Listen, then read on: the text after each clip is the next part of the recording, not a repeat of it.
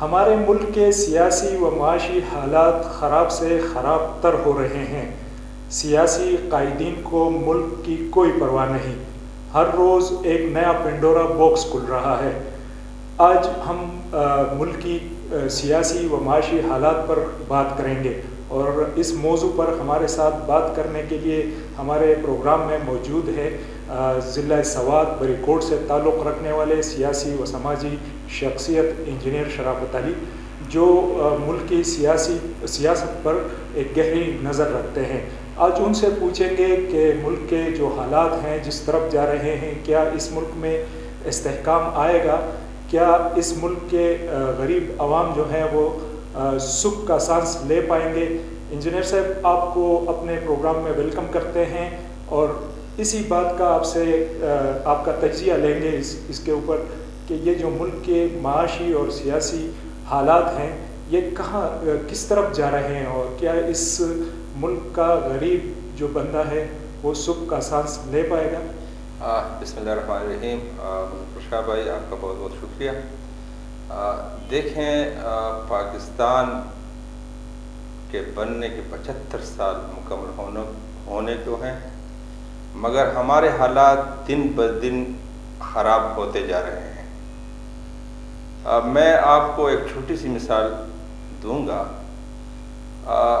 جس بلڈنگ پہ ہم آج یہاں اس کمرے میں بیٹھے ہوئے ہیں، اس کے 4 پلر ہیں، اور یہ چھت جو ہے اس 4 پلر پہ قائم ہے۔ اسی طرح ہر ملک جو ہے وہ اداروں پہ قائم و سائم رہتے ہیں۔ میں بہت افسوس سے یہ کہوں گا کہ پاکستان میں ادارے ہیں، مگر اداروں کی کارکردگی اور اداروں کا کام نہیں ہے۔ اداروں میں بیٹھے ہوئے لوگ صرف اور صرف پیسے کمانے کے چکر میں ہر وقت رہتے ہیں۔ میں ایک چھوٹی سی مثال آپ کو دوں گا۔ اسلام آباد میں میرا ایک کام تھا، میں مسلسل فائل لے کے روزانہ جاتا تھا۔ کبھی کہتے تھے کہ 1 ہفتے بعد آؤ، کبھی کہتے تھے کہ 2 ہفتے بعد آؤ۔ ایک دن میں نے ایک کلرک سے پوچھا کہ یہ مسئلہ کیا ہے، تو اس نے ایک بات کہی مجھے کہ آپ کو پتہ نہیں، قائد اعظم نے فرمایا ہے جتھے فسو اتھے منو دسو، یعنی جہاں پہ آپ پھنس جائیں وہاں مجھے دکھائیں تو آپ کا کام ہوگا۔ یہاں ہر کام پیسوں کے بغیر نہیں ہوتا۔ جب تک ہمارے ملک کے اداروں کے سربراہ خاص کر وہ ادارے کے ساتھ اور اس ملک کے ساتھ مخلص نہیں ہوں گے تو یہ ملک آگے نہیں بڑھ سکتا۔ سب سے پہلے ادارے موجود ہیں مگر ان کی کارکردگی نہیں۔ آپ اسٹیل مل کو دیکھ لیں، آپ PIA کو دیکھ لیں، آپ واپڈا کو دیکھ لیں، جتنے بھی ادارے ہیں آپ سب اداروں کو آپ دیکھ لیں، ان کی کارکردگی کو آپ دیکھ لیں، ان کی کارکردگی جو ہے وہ 0 ہے۔ تو جب تک یہ کارکردگی بڑھے گی نہیں، یہاں پہ اچھے لوگ نہیں آئیں گے اور اس ملک کے ساتھ مخلص نہیں ہوں گے تو یہ ملک اسی طرح زوال پذیر کی طرف رواں دواں ہوگا۔ اچھا انجینئر صاحب، یہاں پہ یہ بھی بتا دیں کہ لوگوں نے ایک امید باندھ رکھی ہے نئے چیف جسٹس سے کہ وہ آئیں گے، اور وہ آ بھی گئے ہیں، حل بھی انہوں نے لے لیا ہے۔ تو ایک امید لوگوں نے باندھ رکھی ہے کہ وہ آئیں گے اور وہ فیصلے کریں گے، میرٹ کے اوپر کریں گے، اور اس ملک کا نظام جو ہے یا سیاست میں جو کچھ آج کل ہو رہا ہے تو یہ ٹھیک ہو جائے گا۔ تو آپ کی امید کہاں تک ہے؟ دیکھیں فائز عیسیٰ صاحب کہ اگر ہم ماضی کو دیکھیں تو انہوں نے بہت 2-3 فیصلوں میں، خاص کر فیض آباد دھرنے پہ یا کوئٹہ کے جو بلاسٹ ہوا تھا وہ عدالت میں، تو اس پہ ان کی جو ججمنٹ آئی تھی، یا ویسے بھی اس کا ریکارڈ صاف ہے۔ ان پہ ریفرنس بھی دائر ہوا تھا، ان کی وائف کو بھی بلایا گیا تھا، انہوں نے تمام جتنی بھی وہ ثبوتیں ہیں وہ پیش کی اور پھر بری ہو گئے اس ریفرنس میں۔ اور جنہوں نے ریفرنس دائر کیا تھا، اللہ کی قدرت، اللہ کی شان دیکھیں، انہی کے ہاتھوں انہوں نے حلف بھی لیا۔ صدر جو عارف علوی صاحب ہیں، تو ہم امید رکھ سکتے ہیں، مگر یہ تو ایک ادارہ ہے۔ سب سے پہلے ان کو چاہیے کہ اپنے ادارے میں احتساب کریں۔ اپنے ادارے میں وہ چیف جسٹس یا وہ ججز جو کرپشن میں مطلب شامل تھے یا ان حالات کو بنانے میں شامل تھے، ان کا احتساب ہو سکے. وہ تو ایک زیادہ سے زیادہ ان کے 13 مہینے ہیں. 13 مہینے بعد انہوں نے ریٹائر ہو جانا ہے. ہم امید رکھتے ہیں کہ انشاءاللہ وہ ان 13 مہینوں میں بھی 13 سال کا جو گند ہے اس کو صاف کریں گے وہ. اچھا جی، یہ بھی بتا دیں ساتھ میں کہ الیکشن جو ہے وہ پہلے 60 دن پھر 90 دن، اب 90 دن سے بھی آگے چلیں گے. الیکشن کمیشن کے مطابق جنوری میں جا کے آخری ہفتے میں جنوری کے الیکشن ہونے ہیں. آپ کو کیا نظر آتا ہے کہ ہو جائیں گے یہ الیکشن؟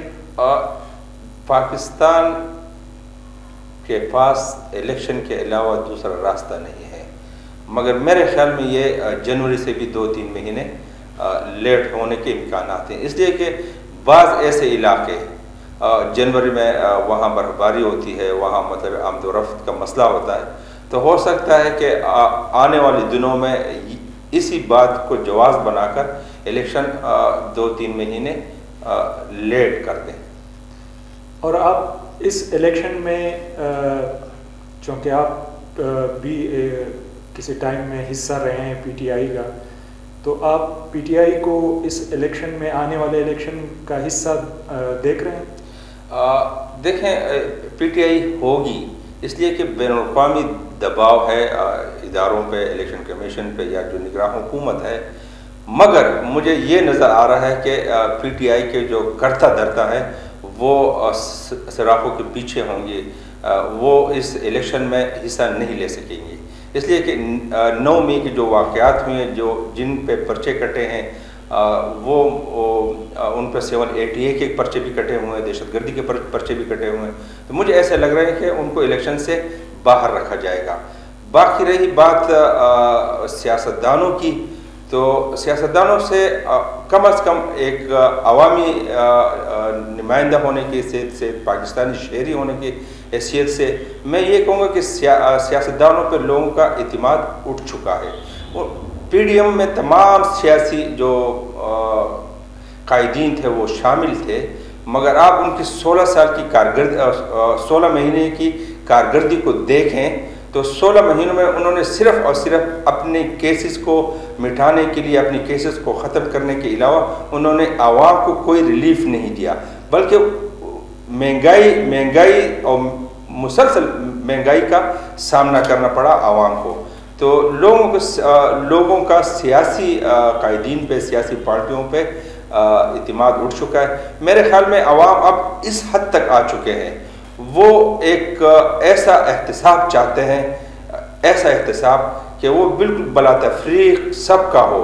وہ چاہے کوئی پتلون پہن کے کرے کہ چاہے کوئی سلوار پہن کے کرے، مگر وہ ایک احتساب چاہتے ہیں کہ جن لوگوں نے اس پاکستان کو نقصان پہنچایا ہے، جن لوگوں نے پاکستان کو لوٹا ہے، جن لوگوں نے پاکستان کا یہ حال کیا ہے، ان کو ایک منطقی انجام پر دیکھنا چاہتے ہیں. پاکستان تحریک انصاف کے چیئرمین کو آپ آئندہ سال کس جگہ پہ یا کس مقام پہ دیکھ رہے ہیں؟ فی الحال تو اگر یہی حالات رہیں تو جس مقام پہ وہ آج ہیں اسی مقام پہ میں ان کو دیکھ رہا ہوں. پی ٹی آئی کو بہت سے لوگ چھوڑ کے چلے گئے، اور یہ وہ لوگ تھے جن کے اوپر خان صاحب کے بہت احسانات تھے. کوئی ان میں وزیر اعلیٰ بنا، تو کوئی وزیر دفاع بنا، تو کوئی ترجمان بنا، وہ سارے چھوڑ کے چلے گئے. اب نئی پارٹیاں بن رہی ہیں، ان نئی پارٹیوں کا مستقبل کیا ہوگا؟